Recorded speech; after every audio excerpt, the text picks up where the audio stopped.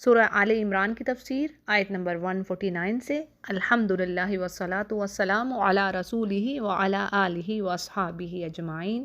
اعوذ باللہ من الشیطان الرجیم، بسم اللہ الرحمن الرحیم۔ پچھلے پیجز کی آیات میں کیا پڑھا، ذرا کوئکلی اس کو دیکھ لیتے ہیں کہ مومنین کی صفات کے بارے میں پڑھا۔ اللہ کی راہ میں جو خرچ کرنے والے ہوتے ہیں، تنگی ہو، خوشحالی ہو، غصے کو پی جانے والے ہیں، عفو درگزر سے کام لینے والے ہیں، یعنی دوسرے کی خطاؤں پر انہیں معاف کر دینے والے ہیں، اور اسی طرح اپنے گناہوں پر اصرار کرنے والے نہیں، اور اگر خطائیں ہو جائیں تو فوری اللہ کی طرف رجوع کرتے ہیں، یعنی استغفار کرتے ہیں۔ تو یہ پڑھا، اور پھر ہم نے جنگ احد میں شکست کے اسباب پڑھے کہ نبی کی نافرمانی کی اور دنیا کی حرص جو کہ بڑے اسباب ہوئے مسلمانوں کی فتح کو شکست میں بدل دینے والے۔ اور کیا پڑھا کہ اللہ سبحانہ وتعالیٰ کس طرح مومنوں کو ترغیب دے رہا ہے، موٹیویٹ کر رہا ہے کہ وہ اللہ کی راہ میں جنگ کریں، اور یعنی اگر تمہیں کوئی زخم پہنچتے ہیں تو ان کو بھی اسی طرح پہنچتے ہیں، لیکن تمہیں تو اللہ کی طرف سے امید ہے کہ جنت کا بدلہ اللہ نے کہہ دیا نا۔ سورہ توبہ میں کتنی خوبصورت بات آتی ہے، ان اللہ اشتری من المؤمنین انفسهم واموالهم بان لهم الجنہ، یعنی اللہ نے تو مومنوں کی جانوں کو اور ان کے مالوں کو خرید لیا ہے جنت کے بدلے۔ یہ تو سودا ہے ایسا زبردست، ایسی ٹریڈنگ کہ جس نے یہ کر لی بس وہ فلاح پا گیا، وہی اصل کامیابی ہے، وذالک هو الفوز العظیم۔ تو جی ہم اگلی آیات کو دیکھتے ہیں۔ یہاں پر بھی اللہ سبحانہ تعالیٰ فرما رہے ہیں ایمان والوں سے، یا ایھا الذین آمنوا ان تطیعوا الذین کفروا یردوکم علی اعقابکم فتنقلبوا خاسرین، یعنی اے ایمان والو، اگر تم کافروں کی باتوں کو مانو گے تو وہ تمہیں تمہاری ایڑیوں کے بل پھیر دیں گے، یعنی وہ تو چاہتے ہی ہیں نا کہ ایمان سے پھر جائیں گے، تو پھر اسی طرح کافر ہو جائیں، اور اگر ایسا ہو گیا تو فتنقلبوا خاسرین، تو کیا ہے، تم خسارہ پانے والوں میں سے ہوگے۔ اور یہ بات سورۃ البقرہ میں بھی ہم نے پڑھی کہ اہل کتاب بھی یہی چاہتے ہیں کہ تمہیں تمہارے دین سے پھیر دیں، یعنی ان کی خواہش ہے کہ تم پہلے جیسا ہی ہو جاؤ۔ تو یہاں پر بھی اسی بات کو دہرایا جا رہا ہے، کیونکہ احد کی شکست سے فائدہ اٹھاتے ہوئے کافر یا جو ہپوکریٹس تھے وہ مسلمانوں کو یہ مشورہ دے رہے تھے کہ تم اپنے آبائی دین کی طرف واپس آ جاؤ، یعنی ان کے لیے اس وقت یہ بڑا زبردست موقع تھا کہ مسلمانوں کو زخم لگے ہوئے تھے۔ تو اس پر اللہ تعالیٰ فرماتے ہیں کہ کامیابی تو اللہ ہی کی اطاعت میں ہے، اور اس سے بہتر کوئی مددگار نہیں ہے۔ بل اللہ مولاکم وہو خیر الناصرین، یعنی اگر اللہ تمہارا بھلا کرنا چاہ رہا ہے، وہ تمہارا ساتھی ہے، وہ تمہارا مددگار ہے، تو پھر دنیا کی پرواہ نہیں ہے، کوئی کچھ بگاڑ نہیں سکتا۔ اور اگر اللہ کی طرف سے کوئی تمہیں، یعنی تمہارے اپنے اعمال کے باعث ہے یہ چیزیں، یہ کوئی نقصان پہنچتا ہے، کوئی مصیبت آتی ہے جو کہ انسان کے اپنے عملوں کے باعث ہوتی ہے، اللہ نے کہہ دیا قرآن کریم میں کئی جگہ پر کہ یہ جو مشکلات، یہ پریشانیاں، یہ تمہارے اپنے ہاتھوں کی کمائیاں ہیں، تو وہ یعنی اگر ایسا ہونا ہے تو اس کو بھی کوئی نہیں روک سکتا۔ پھر جی اگلی آیت میں بات آ رہی ہے، سنلقی فی قلوب الذین کفروا الرعب بما اشرکوا باللہ ما لم ینزل بہ سلطانا ومأواہم النار وبئس مثوی الظالمین۔ یہاں پر اللہ سبحانہ وتعالیٰ ایمان والوں سے کیا فرما رہے ہیں کہ ان قریب ہم کافروں کے دلوں میں تمہارا رعب ڈال دیں گے، اور وجہ یہ ہے، یعنی ایسا کیوں ہوگا کافروں کے لیے، کیونکہ وہ اللہ کے ساتھ ان چیزوں کو شریک کر رہے ہیں جس کی کوئی دلیل اللہ نے نہیں اتاری، اور ان کا ٹھکانہ جہنم ہے، اور ان ظالموں کے لیے یہ بڑی ہی بری جگہ ہے۔ اب اس کی تفسیر میں بات کچھ اس طرح آتی ہے کہ مسلمانوں کی ڈیفیٹ کو دیکھتے ہوئے بعض کافروں کو یہ خیال آیا کہ یہ بہترین موقع ہے کہ مسلمانوں کو ہم جڑ سے ختم کر دیں، یعنی بالکل ہی ان کا خاتمہ کر دیں۔ اور کیا تھا کہ وہ چاہتے تھے کہ دوبارہ واپس پلٹ کر جایا جائے اور ان کو بالکل صفایا کر دیا جائے مسلمانوں کا، لیکن اللہ کی شان کیا ہوا کہ اللہ نے ان کے دلوں میں مسلمانوں کا رعب ڈال دیا، یعنی ایسا رعب کہ وہ اس خیال کو عمل میں نہ لا سکے، اس پر عمل نہ کر سکے، یعنی ان واپس جانے کا حوصلہ نہ ہوا۔ جس طرح کہ صحیح حدیث میں یہ بات آتی ہے کہ آپ صلی اللہ علیہ وسلم نے فرمایا کہ مجھے 5 چیزیں ایسی دی گئی ہیں جو مجھ سے پہلے کسی نبی کو نہیں دی گئیں۔ اب وہ کون سی چیزیں ہیں جی؟ ان میں سے ایک یہ ہے کہ دشمن کے دل میں 1 مہینے کی مسافت، یعنی 1 مہینے کے ڈسٹنس سے میرا رعب ڈال کر میری مدد کی گئی ہے۔ یعنی اس حدیث سے کیا پتہ چل رہا ہے کہ آپ صلی اللہ علیہ وسلم کا رعب، ہیبت دشمن کے دل میں مستقل طور پر اللہ نے ڈال دیا تھا۔ اور اس سے یہ بھی پتہ چل رہی بات کہ آپ کے ساتھ آپ کی امت یعنی مسلمانوں کا رعب بھی، جو سچے مومن ہیں، جو سچے مسلم ہیں، ان کا رعب بھی مشرکوں پر ڈال دیا گیا، اور وجہ کیا ہے کہ وہ شرک کرنے والے ہیں۔ اب اسے ایک اور بات بھی نکلتی ہے، بڑے پوائنٹ کی بات، وہ کیا؟ یعنی جو شرک کرنے والا ہے اس کا دل دوسروں کی ہیبت سے، رعب سے بھرا رہتا ہے، اس کے دل پر یعنی دوسروں کا روب بھی رہتا ہے۔ تو یہی وجہ ہو سکتی ہے کہ آج ہم مسلمانوں کی اتنی بڑی تعداد ہے، یعنی نمبر بہت زیادہ ہے، اس کے باوجود ہماری ایک یعنی امت مسلمہ کی ایک ٹکے کی ویلیو نہیں ہے۔ تو وہی چیز ایک تو جیسے حدیث میں بھی یہ بات آتی کہ وہن زندگی سے محبت، اور پھر یہ بھی چیز آتی ہے کہ ہماری ایک بڑی تعداد جو ہے وہ مشرکانہ جو شرک والے جو بلیفز ہیں، اعمال ہیں، ان میں گھری پڑی ہے۔ اللہ تعالیٰ ہمیں اس چیز سے بچائے۔ ایون دیکھیں نا، یہاں پر شیخ کہتے ہیں کہ بھئی یہ جو دعا ہے، اللہم انا نعوذ بک من ان نشرک بک شیئا نعلمہ ونستغفرک لما لا نعلم، اس کو واجب کر لینا چاہیے۔ جب نبی نے بتا دیا کہ بھئی تم میں بھی شرک ہوگا، اور ایسا شرک ہوگا، سیاہ رات، سیاہ پتھر اور اس پر سیاہ چونٹی کسی کو نظر آ رہی ہے، تو اس طرح تم شرک کرو گے، یعنی شرک پتہ ہی نہیں ہے شرک کرنے والے کو کہ میں کس طرح کا شرک کر رہا ہوں، یا مجھ سے انجانے میں شرک ہو رہا ہے۔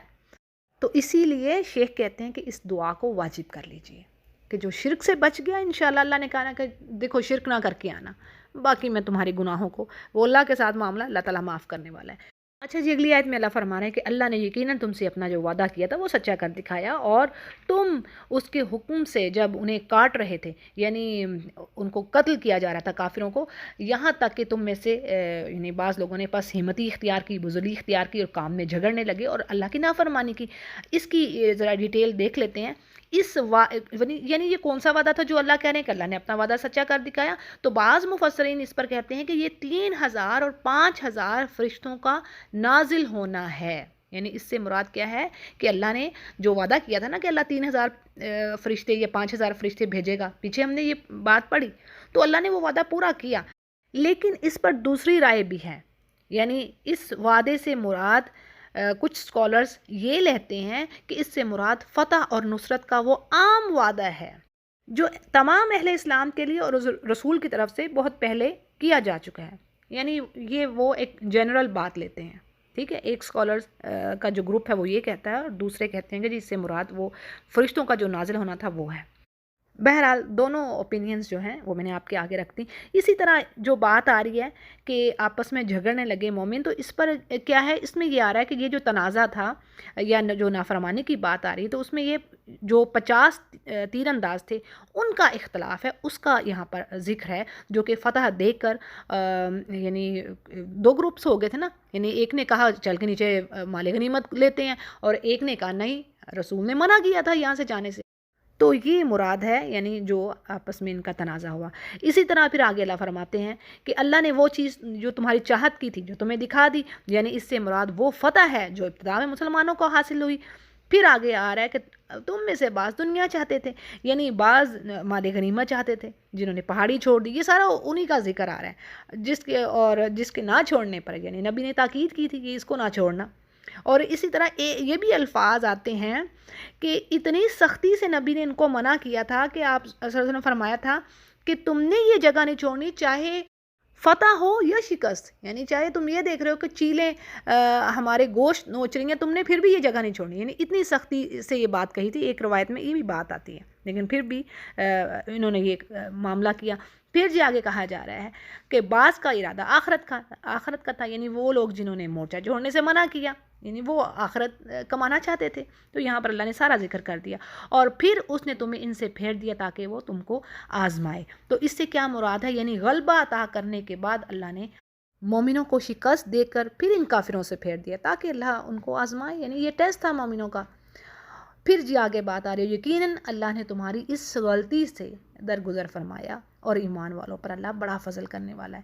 یعنی یہ کون سی خطا تھی ان کی؟ اس میں صحابہ کرام رضوان اللہ علیہم اجمعین کے یعنی شرف کا بھی اظہار ہے کہ جو یعنی ان سے کوتاہی ہوئی، اس کے باوجود اللہ نے ان پر کرم فرمایا، اور اگرچہ اللہ نے ان کی غلطیوں کو واضح کیا، مینشن کیا، یہاں پر قرآن کریم میں آیات آ رہی ہیں تاکہ وہ دوبارہ ان چیزوں کو مت دہرائیں، اور پھر ساتھ معافی کا اعلان بھی کر دیے تاکہ کوئی دوسرا ان پر زبان درازی نہ کرے، کوئی تانا نہ دے انہیں، یعنی یہ مومنوں پر فضل و کرم۔ تو بات یہ ہے کہ اگر قرآن کریم اب یہ ایک عام معافی کا اعلان کر رہا ہے تو اب کسی کے لیے تانا دینے کی کوئی گنجائش باقی ہی نہیں رہی۔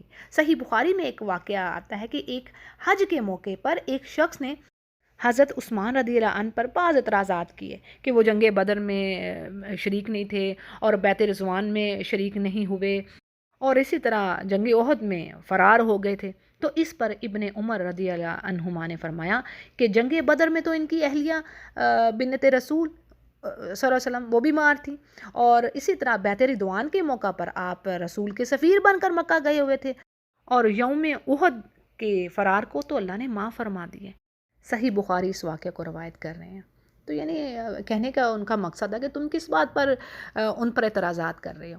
پھر جی اگلی آیات میں بھی جنگ کا ہی نقشہ آ رہا ہے کہ اللہ فرماتا ہے کہ جب تم چڑھے چلے جا رہے تھے اور کسی کی طرف تم پیچھے توجہ ہی نہیں کر رہے تھے، اور اللہ کے رسول تمہیں پیچھے سے آوازیں دے رہے تھے، اور اللہ نے تم کو غم پر غم دیا۔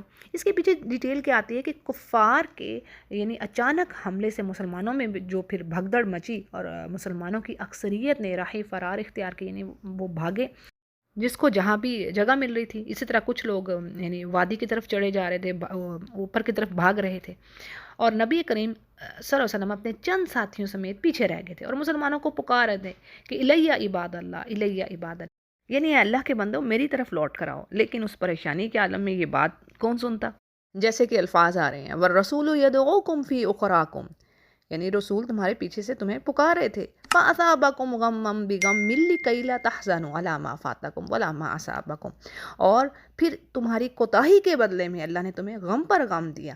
اب یہاں پر آ رہا ہے نا غمًّا بِغَم، یعنی غم پر غم۔ تو یہاں پر ابن جریر اور ابن کثیر جو جس بات کے قائل ہیں وہ یہ کہتے ہیں کہ پہلے غم سے مراد مال غنیمت اور کافروں پر فتح سے محرومی ہے، اور دوسرے غم سے مراد مسلمانوں کی شہادت، ان کے زخمی ہونے کا غم، اور اسی کے ساتھ نبی کی جو حکم کی خلاف ورزی ہوئی اور آپ کی شہادت کی خبر کا غم بھی، یعنی اگرچہ وہ افواہ تھی لیکن اس وقت تو انہیں یہی معلوم ہوا نا کہ آپ صلی اللہ علیہ وسلم شہید کر دیے گئے ہیں۔ تو یہ تھے غم پر غم جو دیے گئے، اور صحابہ کرام کی چند کوتاہیوں کی وجہ سے، جیسے اللہ سبحانہ تعالیٰ فرما رہے ہیں۔ اور پھر اس کی ریزن کیا تھے؟ یعنی دیکھیں ہر چیز کے پیچھے زبردست حکمہ ہے، اور میں تو یہ کہتی ہوں کہ اگر ہمیں کوئی غم پریشانی آتی ہے نا، اس کے پیچھے خیر ہوتی ہے، لازمی خیر ہوتی ہے، یقین جانیے خیر ہوتی ہے۔ کچھ عرصے بعد آپ اگر وہ جب مشکل یا پریشانی ٹل گئی نا، تو آپ ریئلائز کریں کہ آپ وہ چیز یعنی آپ اللہ سے جڑ جاتے ہیں، اس کے قریب ہوتے ہیں، اپنی کوتاہیوں کو ریئلائز کرتے ہیں۔ یعنی میں سمجھتی ہوں یہ اس مصیبت سے بڑی خیر ہوتی ہے، یقین جانیں یہ بڑی خیر ہوتی ہے اگر کسی کو سمجھ آ جائے، اگر کوئی اپنے آپ کا محاسبہ کر لے کسی بھی پریشانی کے، دنیاوی طور پہ جو بھی پریشانیاں، جو بھی ٹربلز انسان فیس کرتا ہے۔ تو جی اب اللہ یہاں پر ریزن بھی بتا رہے ہیں کہ یہ غم پر غم تمہیں اس لیے دیا کہ تمہارے اندر جو سختیاں ہیں، دنیا کی شدائد برداشت کرنے کی قوت اور عزم پیدا ہو، ڈٹرمنیشن پیدا ہو تم میں، اور یہ قوت حوصلہ ہو کہ تم کسی چیز کے فوت ہو جانے یا چلے جانے پر غم اور شدید ملال ہی میں نہ یعنی مایوس ہو کر نہیں نہ انسان بیٹھ رہے۔ جیسے اللہ فرما رہے ہیں لِكَيْ لَا تَحْزَنُوا عَلَىٰ مَا فَاتَكُمْ وَلَا مَا أَصَابَكُمْ، تاکہ تم اسی غم میں نہ رہو۔ اللہ تو بار بار قرآن میں کیا کہہ رہے ہیں؟ بھی پازیٹیو رہو، مایوسی نہیں ہونی چاہیے، تمہیں مایوس نہیں ہو کسی چیز سے۔ لا تحزن کا ورڈ اکثر آپ قرآن کریم میں پڑھیں گی، کیا مطلب ہے کہ اداس نہ ہو، پریشان نہ ہو کسی چیز کے چھن جانے سے۔ اور پھر اسی طرح اللہ فخر کرنے پر بھی برا مناتا ہے کہ بھی فخر نہ کرو، مجھے نہیں پسند۔ اگر کوئی نعمتیں ملی ہیں کسی کو تو اب وہ اس پر اتراتا پھرے کہ یہ تو سب میرا کمال ہو گیا، ٹھیک ہے؟ تو یہ دونوں چیزیں ہیں جی۔ پھر آگے اللہ فرما رہے ہیں اور اللہ تعالیٰ خوب جانتا ہے جو تم عمل کر رہے ہو، یعنی یہ غم پہنچنے کا جو ایک مرحلہ تھا، اس میں بھی زبردست حکمہ تھی، اور اللہ چھانٹی کر رہے تھے بھی کون سچے ایمان والے۔ ویسے تو اللہ کو پتہ ہے، اللہ نے کہہ دیا نا واللہ علیم بالمتقین۔ تو اب یہاں پر کیا بات آتی ہے کہ آگے اللہ فرماتے ہیں ثم انزل علیکم من بعد الغم امنۃ نعاسا یغشی طائفۃ منکم، یعنی غم پہنچنے کے بعد، تکلیف ہونے کے بعد کیا ہوا کہ اللہ نے اس غم کے بعد امن نازل فرمایا، سکینت نازل کی، اور تم میں سے ایک جماعت کو نیند آنے لگی، یعنی کچھ ایسے لوگ تھے جن پر اللہ نے نیند طاری کر دی۔ اور نیند کیا ہے؟ یعنی سکون کا باعث، ٹھیک ہے؟ یہ پتہ چل رہا ہے ان آیات سے۔ اور ہاں کچھ ایسے لوگ بھی تھے جنہیں اپنی ہی جانوں کی پڑی ہوئی تھی، یعنی ان بیچاروں کو نیند کہاں آنی تھی؟ تو اس سے مراد کون ہے؟ ہپوکریٹس. سچے مومن تو ایسے تھے نہیں نا. جیسے یہاں پر ایک صحابی کی بات آتی ہے کہ ابو طلحہ رضی اللہ عنہ فرماتے ہیں کہ میں بھی ان لوگوں میں سے تھا جن پر احد کے دن اونگ چھائی جا رہی تھی، یعنی بار بار انہیں ہلکی ہلکی نیند آ رہی تھی. تو جی وہ کہتے ہیں کہ میں بھی ان لوگوں میں سے تھا جن پر احد کے دن اونگ چھائی جا رہی تھی، حتیٰ کہ میری تلوار کئی مرتبہ میرے ہاتھ سے گری اور اسے میں پکڑتا اور پھر وہ گر جاتی، پھر میں اسے پکڑتا اور پھر گر جاتی. صحیح بخاری اس کو روایت کر رہے ہیں. اور اسی طرح دوسری طرف کیا حال تھا ہپوکریٹس کا، کہ وہ اللہ کے ساتھ ناحق جہالت بھری بدگمانیاں کر رہے تھے. جیسے اللہ فرماتے ہیں کہ وَطَائِفَةٌ قَدْ أَحَمَّتْهُمْ أَنفُسُهُمْ يَظُنُّونَ بِاللَّهِ غَيْرَ الْحَقِّ ظَنَّ الْجَاهِلِيَّةِ، یعنی ایسی باتیں کہ جن سے ان کے ایمان کا پتہ لگ رہا تھا. جیسے یہاں پر بات آ رہی ہے کہ وہ کیا باتیں تھیں کہ نبی کریم صلی اللہ علیہ وسلم کا معاملہ باطل سمجھ رہے تھے. وہ کہتے تھے کہ یہ کام تو بس ایسے ہی ہے، اور یہ جس دین کی دعوت ہمیں دے رہے ہیں اس کا کوئی فیوچر نہیں ہے، اور نہ ہی ان کو کوئی اللہ کی مدد حاصل ہونی ہے وغیرہ وغیرہ. تو یہ باتیں تھیں جو یعنی اللہ فرمانے کہ ظن الجاہلیہ. اور پھر کیا کہتے کہ ہمیں تو کسی چیز کا یعنی اختیار نہیں ہے، یعنی کیا اب ہمارے لیے اللہ کی طرف سے کوئی نصرت، کوئی فتح کا امکان ہے؟ اور یہ کیا کہ ہماری تو کوئی بات یعنی مانی ہی نہیں جا رہی، کوئی بات ہماری چلی ہی نہیں ہے. اور پھر آ کے اللہ فرماتے ہیں کہ ان سے کہہ دیجیے کہ کل کا کل جو اختیار ہے وہ اللہ ہی کے پاس ہے، یعنی تمہارے یا دشمن کے اختیار میں نہیں ہے. مدد بھی اسی کی طرف سے آئے گی اور کامیابی بھی اسی کی حکم سے ہوگی. اور پھر انہی کے بارے میں آگے بات چل رہی ہے کہ یہ لوگ اپنے دلوں کے بھید آپ کو بتاتے نہیں ہیں. اور دیکھیں تو سورہ توبہ بھری پڑی ہے منافقین کے حال کے بارے میں، یعنی کیا کیا وہ حرکتیں کر رہے تھے، کیسے انہوں نے مسجد درار بنائی مسلمانوں کے اگینسٹ پلاننگ کرنے کے لیے، پھر کس طرح آپ صلی اللہ علیہ وسلم کے ساتھ جہاد پر جانے سے انکار کیا، اپنی جانیں بچائیں، جھوٹے بہانے بنائے اور قسمیں کھاتے تھے نبی کے آگے اور ایمان والوں کے آگے کہ ہم تو تمہارے جیسا ہی ہیں، ہم تمہارے جیسا ہی ایمان رکھتے ہیں، حالانکہ دلوں میں کفر چھپائے ہوئے تھے. تو جی یہاں پر بھی وہی چیز ہے کہ اب کیا کہتے ہیں کہ جی ہمیں بھی کچھ اختیار ہوتا تو ہم یہاں پر قتل ہی نہ کیے جاتے. یعنی یہ وہ آپس میں کہتے یا دل میں باتیں کر رہے تھے کہ دلوں میں تو اپنے نفاق کو چھپائے ہوئے تھے، اور اب جان پر بہنا ہی تو کیا کرتے، ایمان تو تھا نہیں اللہ پر. پھر جی آگے بات آتی ہے کہ اللہ فرماتے کہ آپ ان سے کہہ دیجئے نبی کہ تم اپنے گھروں میں بھی ہوتے نا تو جس کی قسمت میں قتل ہونا تھا وہ خود اپنی مقتل گاہ کی طرف چل کر آتا. یعنی اب یہ بلیو ہے نا، یہ تقدیر ہے نا، یہ ایمان کا حصہ ہے کہ بھی جہاں موت آنی چاہے تم، جیسے سورہ نساء کی بات وہی چیز کہ وَلَوْ كُنْتُمْ فِي بُرُوجٍ مُشَيَّدَةٍ، چاہے تم بند قلعوں میں بھی ہو، تمہیں جہاں موت آنی ہے وہ آ کر رہے گی. اور یہاں پر تو اللہ نے بات ہی ختم کر دی، بھئی تم خود چل کر جاؤ گے، یعنی پیچھے کوئی رہ ہی نہیں گئی چیز کہ جہاں پر کسی کی موت آنی ہے اس نے خود وہاں پر جانا ہے. کیونکہ جو وقت لکھا ہے، جو گھڑی لکھی ہے، کس عرض پر موت آنی ہے. سورہ لقمان کی آخری آیت میں یہ بات آتی ہے نا کہ کوئی نہیں جانتا کہ کوئی نفس جو ہے وہ اگلے دن کیا کمائی کر رہا ہے، یعنی کیسے کون سی اعمال وہ کرے گا اور کس عرض پر اس کو موت آنی ہے اور کب آنی ہے یہ بھی نہیں اسے پتہ.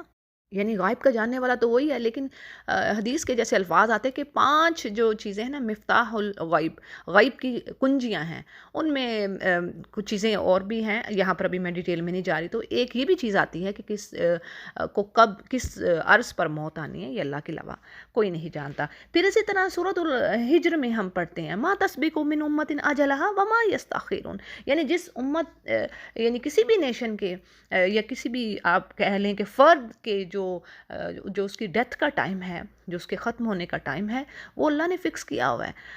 وہاں اس ٹائم سے یہ ایک جگہ پر بات ہی نہیں آئی، کئی جگہوں پر آئی ہے کہ وہ گھڑی نہ آگے ہو سکتی ہے نہ پیچھے. یستاخرون وما یستقدمون، یہ بھی الفاظ آتے ہیں کہ آگے بھی نہیں ہوگی پیچھے بھی نہیں ہوگی، ذرا سی تاخیر نہیں.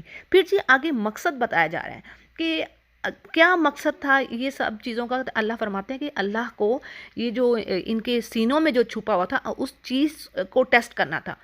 اور ٹیسٹ کیا چیز کرنی تھی؟ یعنی ایمان کو چیک کرنا تھا، کوئی کتنے ایمان کو لیے ہوئے ہیں.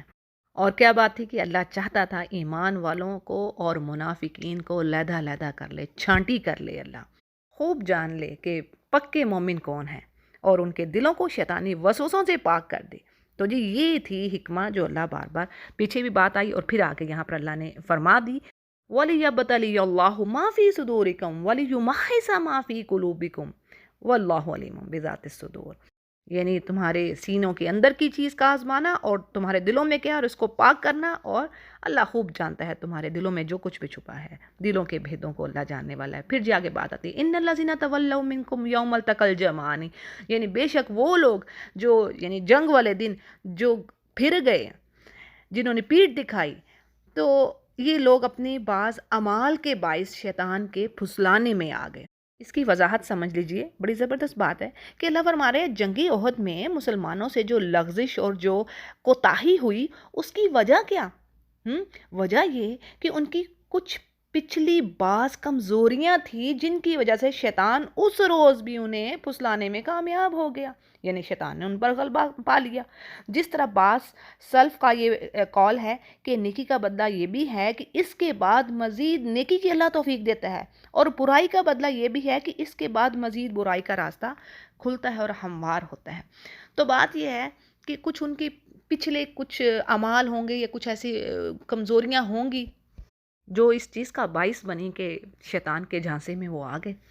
پھر جی آگے اللہ فرما رہے ہیں وَلَقَدْ عَفَا اللَّهُ عَنْهُمْ، یعنی یقیناً اللہ نے کہہ دیا کہ یقیناً میں نے ان کو معاف کر دیا، ان اللہ غفور حلیم، یعنی یہاں پر عام معافی کا اعلان کیا جا رہا ہے۔ اب اس کے بعد کسی کے لیے جائز نہیں کہ انہیں کوئی ملامت کرے یا پھر ان کو کرٹیسائز کیا جائے۔ پھر جی آگے بات آ رہی ہے یا ایھا الذین آمنوا لا تکونوا، یعنی یہاں پر ایک خوبصورت ایڈوائز اگین کہ اے ایمان والو مت تم ان جیسے لوگوں کے ہونا، یعنی جنہوں نے کفر کیا، الذین کفروا، اور کہتے ہیں کیا ہے وقالوا لاخوانہم اذا ضربوا فی الارض او کانوا غزا، یعنی اپنے بھائیوں کے حق میں جب کہ وہ سفر میں ہوں یا جہاد میں ہوں تو کہتے ہیں کہ اگر یہ ہمارے پاس ہوتے تو یہ مرتے ہی نہ مارے جاتے۔ یہ یعنی ایسی باتیں تم نے نہیں کرنی جو سچا ایمان رکھتے ہیں، ٹھیک ہے؟ یہ باتیں کیسی ہیں؟ کافروں کے جیسے، یہ کافر کہتے ہیں ایسی باتیں جو بلیو ہی نہیں کر رہے، جن کو ایمان ہی نہیں ہے اللہ پر۔ بھئی جن کو ایمان ہے تو ان کے لیے اللہ نے کہہ تو دیا ان اللہ اشتری من المؤمنین انفسهم واموالهم بان لهم الجنہ، اللہ نے جنت کے بدلے مومنوں کی جانوں کو خرید لیا ہے۔ وہ اللہ کی راہ میں لڑتے ہیں، یعنی مارتے ہیں، مارے جاتے ہیں، اور یہ وعدہ ہے اللہ کا جو تورات میں بھی تھا، انجیل میں بھی تھا اور قرآن میں بھی ہے۔ پھر اسی طرح سورہ نساء میں اللہ فرماتے ہیں لا یستوی القاعدون من المؤمنین غیر اولی الضرر والمجاہدین فی سبیل اللہ باموالہم وانفسہم، یعنی ہو ہی نہیں سکتا کہ ایک جیسے ہو جائیں کون؟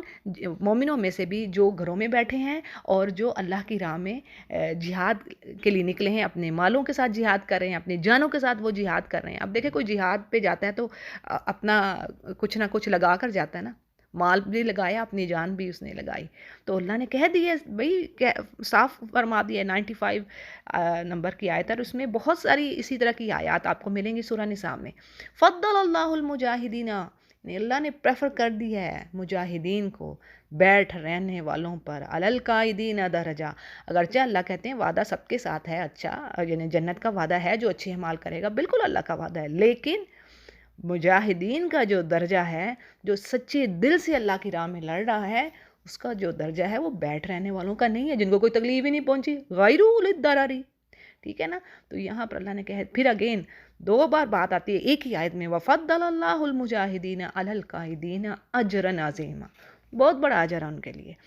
اور اسی طرح یہ بھی حدیث کے الفاظ آتے ہیں کہ یہ جو 72 حوروں والی بات آتی ہے نا، یہ شہید کے لیے ہے، ٹھیک ہے جی؟ تو بات کیا ہو رہی تھی کہ اہل ایمان کو منع کیا جا رہا ہے کہ اس جو فاسد عقیدہ ہے نا، یہ مت رکھو کہ بھی وہ وہاں پر جاتے ہی نہ، مرتے ہی نہ۔ پیچھے تو اللہ نے کہہ دیا جس کی موت ہوتی ہے اس نے جہاں پر اس نے خود چل کے جانا ہے، تو کوئی روک ہی نہیں سکتا اس کو اس چیز سے، اور ایسی چیزیں ہرگز نہ ہوں، یعنی یہ تو حسرت کا سبب بن رہی ہیں۔ تو مسلمان کے لیے تو ہر معاملہ اس کے لیے تو ون ون ہے، شہید ہوا تو اس کے لیے جنت، غازی ہو کر لوٹا تو اس کے لیے بھلائیاں، تو مومن کے لیے ہر صورت میں بھلائی ہے۔ بڑی خوبصورت بات آتی ہے سورہ توبہ میں، وہی میں کہتی ہوں کہ ہم یہ تدبر کریں، ہم تو کرتے ہی نہیں ہیں، سوچتے سمجھتے ہی نہیں ہیں، بس قرآن کو ویسے ہی پڑھ جاتے ہیں۔ اتنی پیاری بات وہاں پر آتی ہے کہ مومن کہتے ہیں ایک منافقین سے اور کافروں سے کہ کیا تم ہمارے لیے 2 بہترین چیزوں کے انتظار میں ہو؟ ایسے الفاظ آتے ہیں کل حل تربصون بنا الا احدی الحسنیین، یعنی یہ 2 چیزیں خوبصورت ہیں، ایک مومن کو مطلوب ہے، یعنی شہید ہونا، شہادت پانا بھی، زبردست. اور اگر واپس پلٹا تو بھی جیسے یہ الفاظ آ رہے ہیں، میں نے آپ کے لیے آگے رکھ دی کہ اہدل الحسنیین ونحن نتربص بکم، ہم تو اس انتظار میں ہیں کہ تمہیں اللہ کی طرف سے عذاب پہنچے. لیکن ورڈز غور کرنے کے لیے ہمارے کیا ہیں کہ اہدل حسنیین، حسنیین دو خوبصورت اچھی باتیں، دونوں چیزیں ہیں. تو یہ سب باتیں کیوں ہیں؟ موٹیویشن کے لیے کہ بھئی مومن جنگ سے نہ گھبرائے. مرنا تو ہے ہی. آگے بڑی پیاری بات اللہ تعالیٰ جیسے فرماتے ہیں، پہلے میں اس کو پورا کر لوں کہ واللہ یحیی و یمیت، اللہ تعالیٰ ہی زندہ کرتا ہے، وہی مارنے والا ہے، اور وہ تمہارے کاموں کو خوب دیکھ رہا ہے. اور پھر آگے اللہ نے فرما دی زبردست حکمت بھری آیت، وَلَا إِن قُتِلْتُمْ، یعنی اگر تم قتل ہو جاتے ہو اللہ کی راہ میں، یا تم اپنی موت مرتے ہو، تو بے شک اللہ کی بخشش اور رحمت اس چیز سے بہتر ہے جسے یہ جمع کر رہے ہیں، یہ جو کافر اور منافق یہ جو جمع کر رہے ہیں دنیا کا مال و دولت، یہی ہے اور کیا ہے، یہی کچھ ہی ہے نا، اس کے علاوہ اور کیا جوڑ سکتے ہیں. تو اس سے کہیں درجے، یعنی اس کا تو آپ کہہ لیں کہ جس کو ایمان ہے اس کو اندازہ ہو کہ اس کا موازنہ ہی نہیں ہے دنیا کی مال و دولت اور آخرت کا. تو بات یہ ہے کہ اللہ فرماتے ہیں موت تو بھی ہر صورت آنی ہی آنی ہے، لیکن اگر ایسی موت آئے گی جس کے بعد انسان اللہ کی مغفرت اور رحمت کا مستحق ہو، تو یہ دنیا کے اس مال و اسباب سے بہتر نہیں ہے جس کے جمع کرنے میں ساری عمر وہ کھپا دیتا ہے، لگے رہتے ہیں اسی چیز میں، دوڑ میں لگے رہتے ہیں. تو بات یہ ہے کہ اللہ کی راہ میں جہاد کرنے سے مومنوں کو پیچھے نہیں ہٹنا چاہیے. یہ شوق اور رغبت دلائی جا رہی ہے، مومنوں کو ابھارا جا رہا ہے کہ اللہ کی راہ میں جہاد کرو. اور پھر آگے کہا جا رہا ہے کہ یہ وَلَا إِن مُتُّمْ أَوْ قُتِلْتُمْ لَإِلَى اللَّهِ تُحْشَرُونَ، یعنی تم مر جاتے ہو، اپنی موت مرتے ہو، یا قتل ہو جاتے ہو، تو جانا تو اللہ ہی کے پاس ہے. اِلَى اللَّهِ تُحْشَرُونَ، یعنی اسی کی طرف تم سب کے سب جمع ہوگے. تو پھر جب اللہ ہی کے پاس جانا ہے تو پھر گھبرانا کیوں؟ اللہ تعالیٰ ہمیں بھی اتنا ایمان دے، انشاءاللہ اس پر قائم رکھے کہ اللہ کی راہ میں اسٹرگل کرنے میں، جہاد کرنے میں، یہ بھی جہاد ہے جو آپ برائیوں سے بچتی ہیں، برے کاموں سے، حرام کاموں سے، اپنی ڈیزائرز کو روک کے رکھتی ہیں جو آپ کو شیطانی راستوں پر ڈالنے والی ہیں، یعنی کنٹرول کرنا اپنے آپ کو. تو یہ بھی بہت بڑا جہاد ہے. یعنی آپ حجاب کرنے والی ہیں، آپ اللہ کے احکامات پر عمل کرنے والی ہیں، حرام سے بچنے والے ہیں، آپ کی فیملی. تو سبحان اللہ، یہ بہت بڑا جہاد ہے. اور آخری بات یہ ہے کہ اللہ تعالیٰ بس ہمیں ایمان پر، سچے ایمان پر موت دے، یعنی مسلمان ہی کی حالت میں ہمیں موت آئے، جیسے اللہ نے کہہ دینا وَلَا تَمُوتُنَّ إِلَّا وَأَنْتُمْ مُسْلِمُونَ. بس اللہ تعالیٰ ہمیں انہیں میں سے کرے، آمین یا رب. وآخر دعوانا ان الحمد للہ رب العالمین.